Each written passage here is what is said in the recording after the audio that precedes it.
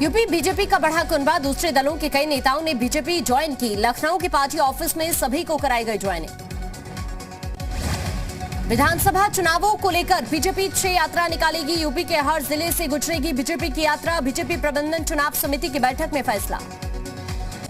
BJP की चुनाव प्रबंधन समिति की बैठक में बोले सीएम योगी, आज से सभी चुनाव की तैयारियों में जुट जाएं। परिवारवाद के खिलाफ राष्ट्रवाद को घर घर तक पहुंचाएं।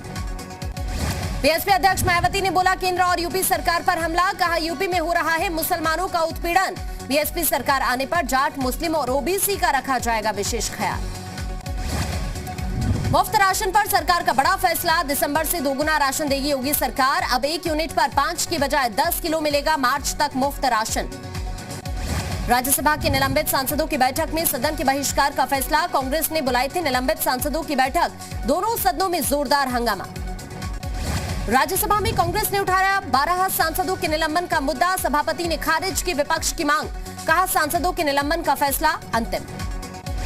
मथुरा मस्जिद विवाद पर यूपी के डिप्टी सीएम केशव प्रसाद मौर्य का बड़ा बयान, कहा अयोध्या हमारी है, काशी मथुरा की बारी है। यूपी बीजेपी ने सपा अध्यक्ष अखिलेश यादव पर निशाना साधा। यूपी बीजेपी ने एक फोटो ट्वीट कर लिखा, फर्क साफ है।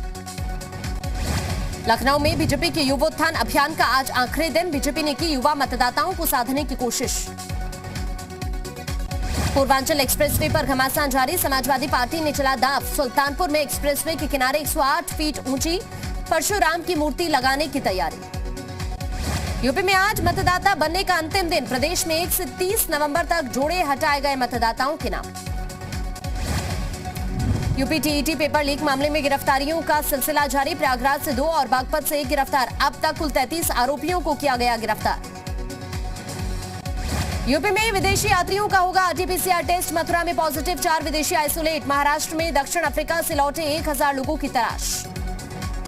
सीएम धामी ने भंग किया देवस्थानम बोर्ड। तीर्थ पुरोहित पिछले कई दिनों से कर रहे थे प्रदर्शन। सीएम ने मानी हक हकूकधारियों की मांग। देहरादून में सीएम पुष्कर धामी से मिले गन्ना किसान, गन्ने का समर्थन मूल्य बढ़ाने पर आभार जताया। कोरोना के नए वेरिएंट को लेकर एक्शन में सीएम धामी, कहा कोरोना वॉरियर्स की कराए आरटीपीसीआर टेस्टिंग। एक दिन में 25,000 लोगों की टेस्टिंग का लक्ष्य। दिल्ली सरकार के समाज कल्याण मंत्री राजेंद्र पाल गौतम का उत्तराखंड दौरा। 4 दिवसीय दौरे पर रहेंगे राजेंद्र पाल गौतम। स्पेन में ओमिक्रॉन का पहला केस। जापान में विदेशी यात्रियों की एंट्री बैन। अमेरिकी राष्ट्रपति जो बाइडेन बोले नए वेरिएंट से घबराए नहीं, बूस्टर शॉट्स ले। नोएडा अथॉरिटी के खिलाफ फूटा किसानों का गुस्सा, मांगे नहीं पूरी होने पर अथॉरिटी परिसर में बांधे जानवर। अधिकारियों को दी 24 घंटे प्रदर्शन की चेतावनी। गूगल के बाद ट्विटर में भी भारतीय प्रतिभा का जलवा। भारतीय मूल के पराग अग्रवाल होंगे ट्विटर के नए सीईओ। जैक डॉर्सी ने सीईओ के पद से दिया इस्तीफा।